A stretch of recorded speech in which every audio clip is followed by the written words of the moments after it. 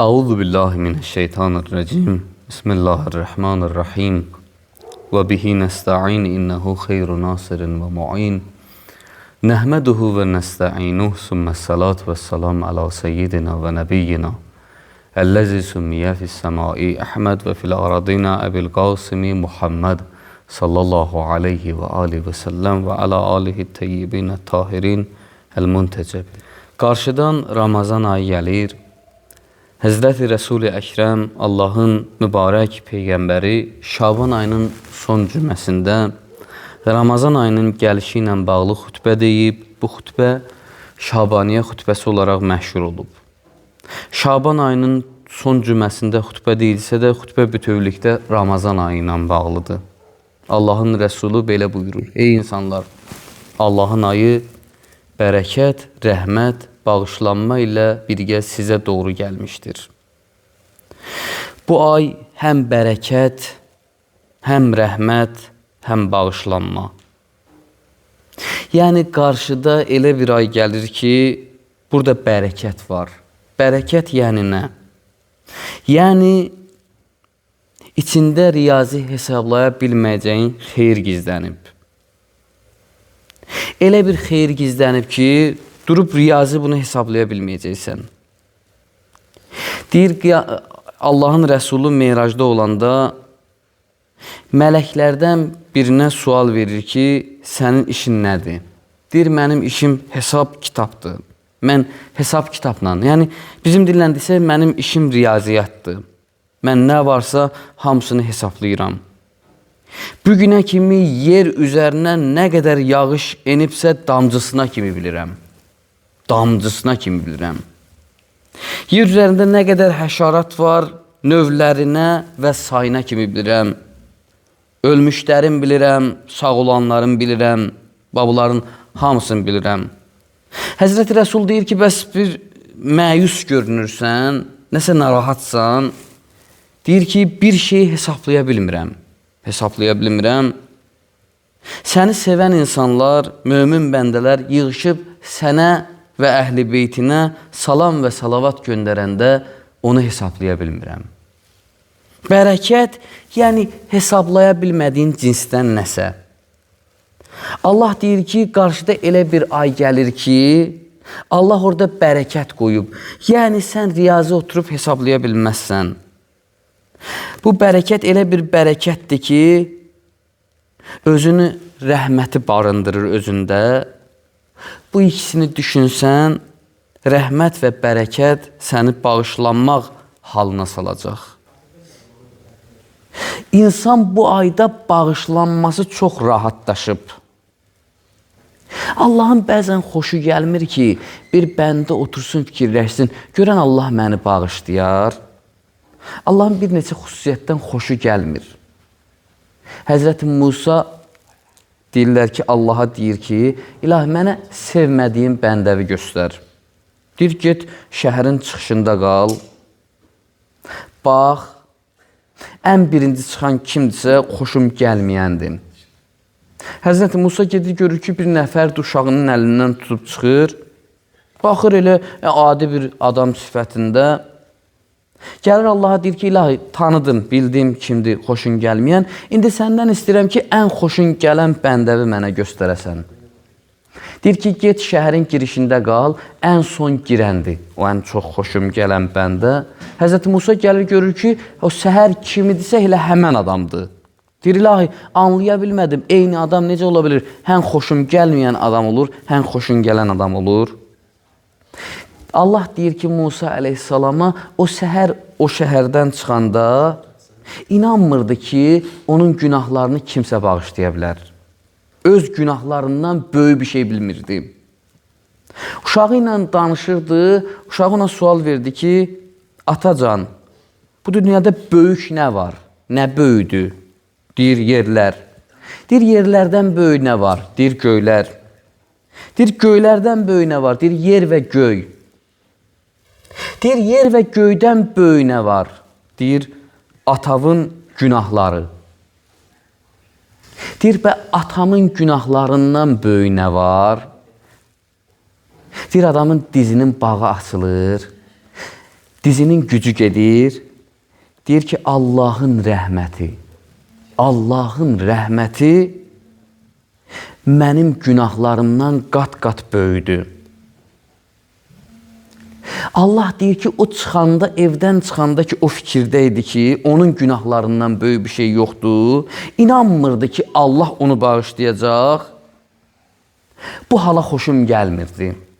Elə ki, başa düşdü ki, yox, Allahın rəhminin qabağında hər şey acizdir. Rəhm bağışlanma gətirir. Rəhm insanı Allahın mərhəmətini düşünəndə insanın bağışlana biləcəyini düşüncəsini yaradır və insanın həyat həvəsini artırır. Ola bilər ki, biri desin ki, sən məsələn belə niyə danışırsan? Axı, sən belə danışanda insanlara saxta ümid verirsən. Mən də deyirəm ki, yox, belə olmur. İnsan həqiqətən Allahın rəhmət cilvələrini hiss eləsə, insan bağışlandığını hiss eləsə, insan daha günaha adətkar olmazı, günahdan çəkinər. Adətən bir uşaq paltarını batırır, gəlir evə qorxa-qorxa, anası onun paltarını yuyanda, ona mərhəmət göstərəndə, ona mehriban qarşılayıb paltarını yuyanda, o çölə çıxanda təmiz paltarla, indi biraz əlləşir ki, bu təmizlik ən azı bir müddət bunun üstündə qalsın. İnsan bağışlandığını düşünəndə, təmizləndiyini düşünəndə nəinki günaha tərəf həvəslənir, əksinə günahdan qaçır ki, istəmir o təmizliyi itirsin. Deyirlər, Ərəfə çölündə hacılar qalmalıdırlar, vüquf deyirlər o əmələ. Hər kim o Ərəfə çölündə düşünsə ki, görən Allah məni bağışlayır, Allah deyir ki, bu hissi yaşamaq bərabərdir məni inkar eləməyə. Bu küfrə oxşuyur. Yəni, mən səni bura gətirmişəm, mən səni burada saxlamışam, mən sənə söz verirəm ki, səni bağışlayacağam. Sən necə ola bilir ki, düşünə bilirsən ki, görən bağışlayar? Allah özü söz verib, Peyğəmbəri ilə bizə söz çatdırır ki, Ramazan ayı gəlir, elə ay gəlir ki, bərəkəti ilə, rəhməti ilə, bağışlanmağı ilə insan fikirləşəndə, görən doğrudan bu ayda nə var ki, bağışlanacağam, bu düşüncəyə Allahın xoşu gəlmir. Düşün ki, bağışlanırsan. Bu ay Allah yanında ayların ən yaxşısıdır. Ən yaxşı aydır bu ay. Bu ayın günləri ən dəyərli günlərdir. Gecələri ən gözəl gecələrdir. Saat və anları ən üstün saat və anlardır.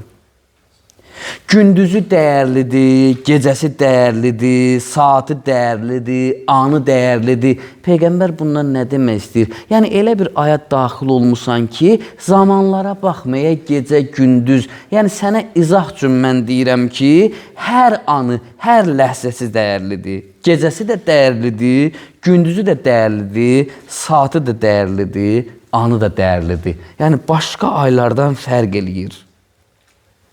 Başqa aylar kimi deyil. Bu ayda qəribə bir fəza açılır. Qəribə bir fəza açılır. Bilənlər bilirlər. Məsələn, başqa aylarda da insan oruç tutur. Məsələn, kimsə qəza orucu tutur. Kimsə müstəhəb oruç tutur. Ramazan ayının içərisindəki orucun başqa bir fəzası var. Çünki başqa bir dəyərdədir o. Başqa bir gündüzün dəyərindədir o, başqa bir anın dəyərindədir, başqa bir saatın dəyərindədir. Peyğəmbər davam edir, deyir, bu ayda siz Allahın ziyafətinə dəvət olunmusunuz. Allah adamı qonaq çağırıb. Adamı qonaq çağıranda, çağırana görə dəyişir qonaqlığın adamın gözündə qiyməti. Çağıran adam təyin edir ki, qonaqlıq nə qədər yaxşıdır və ya pisdir. Bəzən səni çağırarlar, sən çağırana görə heç getmək istəməzsən. Bəzən eşidərsən, bir ziyafət var, səni çağırmayıblar. Təsəvvürün eşidirsən, imam dövrün imamı ziyafət qurub səni dəvət eləməyib. Mömin olsan incidəcək səni. Mömin olsan səni narahat eləyəcək. Allah bu ayda ziyafət qurub və deyir ki, hamınız bu ziyafətə dəvət eləmişəm. Hamınızı. Allah özü dəvət eləyib, dəvət eləyən özüdür və bu dəvət eləyənin də süfrəsi dəvət eləyənə görə olacaq. Təsəvvür eləyin, bir adam səni çağırır, deyir ki, məsələn, sənin dərdin var, qəmin var, deyir, gəl sənə köməklik eləyim. Misal üçün də bunun sənin problemi və əl tuta biləcək, fərz eləyək. Sənin, məsələn, misal üçün maddi qiymətlə deyimdə, sənin bir 1000 manatlıq problemin var, səni çağırır bu imkanlı adam, sənin cibvə 5 manat salır, həm özünü alçaldır, həm də sən özünü alçalmış hiss eləyirsən. Deyirsən ki, bu adamın bu sözü nəyə lazım idi ki, mənə dedi ki, gəl sənin problemini həll edeyim. Heç öz şəninə uyğun rəftar eləmədi. İndi Allah insanı qonaqlığa çağırıbsa, varıb insan təsəvvür eləsin ki, Allah insanla necə rəftar eləyəcək? Allah insanla Allahlığı ilə rəftar eləyəcək. Deyir, bir günləri, günün birində şah yolun azır, ova çıxıb, yolun azır, itirir. Bir çoban qarşılayır bunu. Aparır xeyməsinə. Anası ilə məsləhətləşir. Anası da özü deyir ki, buna nə verək? Deyir ki, sürülər çox uzaqdır, neyniyək? Bir keçiləri var, həmən keçini kəsirlər. Bunun üçün kabab eləyirlər. Sonra bu şah bilir ki, bunlar bir keçisi var elə burada. Yalnız başqa mal bunların deyil, bunlar çobandılar. Öz bircə keçiləri vardı, həmən keçinin südündən sağıb mənə verə bilərdilər, amma keçini mənə verdilər bütövlükdə. Səhəri oradan ayrılır, yol göstərirlər, gəlir, yığır, alim, vəkil, vüzara. Deyir ki, belə bir hadisə yaşamışam dünən, mən həmən adamlara nə versəm ödənər, nə versəm ödənər. Biri deyir ki, onlar səni bir gecə qonaq eləyiblər, sən də çağır onları, şahsan, bir ömür sarayında yer ver. Biri deyir ki, onlar bir gecə sənə yemək veriblər, sən bir ömür onların yeməyin boynuna götür. Biri deyir ki, şah sağ olsun, mən doğrusunu deyərəm, amma doğrusuna görə bilmirəm, sən mənə cəza təyin edirsən ya yox. Onlar nəyi var sənə veriblər, əgər onlar kimi olmaq istəyən, sən də gərək nəyin varsa verəsən. İndi bu ayda Allah adamı çağırıb, bir çobanın mərhəməti əlində olan hamısını verir. İnsan təsəvvür eləsin ki, Allah bu ayda nə verər? Allah nə verər? Bəzən də ayıb deyə adam bir səxavətli çobandan gördüyünü Allahdan gözləməyə. Bir səxavətli çobandan gözləyirsən, bu nəyi var verəcək sənə? Amma Allahdan xəsis kimi yanaşırsan Allaha ki, Allah filan şeyi verməz mənə. Filan məqamı, filan mərtəbəni verməz. Peyğəmbər deyir ki, bu ayda siz Allahın ziyafətinə dəvət olunmuşsunuz. Bu ayda Allah sizi öz kəramət əhlindən etdi. Kərəmindən verəcək. Bu ayda sizin nəfəsləriniz zikirdir. Yatmağınız ibadət, əməlləriniz qəbul, dualarınız cavablandırılmışdır. Bu ayda nəfəs alıb verirsən, gör bu ayda nə qədər ilahi, nə qədər xeyir var. Daha başqa nə söz desinlər ki, adam başa düşsün ki, bu ayda nə qədər xeyir var. Deyir, nəfəs alıb verəcəksən, nəfəs alıb verməyin zikirdir. Bu ayda yatacaqsan ibadətdir. Yorulmusan, yatmaq istəyirsən, yatmağına Allah ibadət verir. Sən özün üçün yatırsan, öz dincibi alırsan, öz yorğunluğu çıxarırsan, bu ayın fəzasında əgər günahdan uzaq qalmısansa, özünü ilahi əmrə itaət eləməyə vermisənsə, Allah deyir, gedib yatmağına mən ibadət yazıram. Da bunun mənası deyil, məsələn, bir adam desin ki, mən gedib ancaq günümü yatmaqla keçirdəcəm. Allah deyir, yatmağa ibadət yazmışamsa, var hesabla oyaq qalmağında nə qədər böyük fəzilət var. Əməllər bu ayda qəbuldur. İnsan oturub fikirləşməsin, filan əməli elədim, görən qəbuldur deyə yox. Dualar da cavablandırılmışdır. Deyir, bir dəfə biri vardı, deyir, əlini açmışdı, dua eləyirdi. Bir alimə dedi ki, çox narahatam ki, bilmirəm Allah mənim dualarımı qəbul eləyir ya yox. Deyir, əgər əlini sənə özünə doğru açdırıbsa, bil ki, elə duavı da qəbul eləyir. Yəni, oturub fikirləşmə, əlini aça bilmisənsə, o mərhəməti eləyən Allahdır. O səni dua məqamına gətirən Allahdır. Amma burada bir şey deyim, bununla da söhbətimi tamamlayım. Deyirlər ki, qiyamət günü o dualar ki var biz elə bilirik o dualar qəbul olunmayıb. Allah həmən qiyamət günü o duaları qəbul olunmuş bizə təqdim eləyəcək. Deyəcək ki, bu sənin duandır ki, sən güman edirdin qəbul olunmayıb.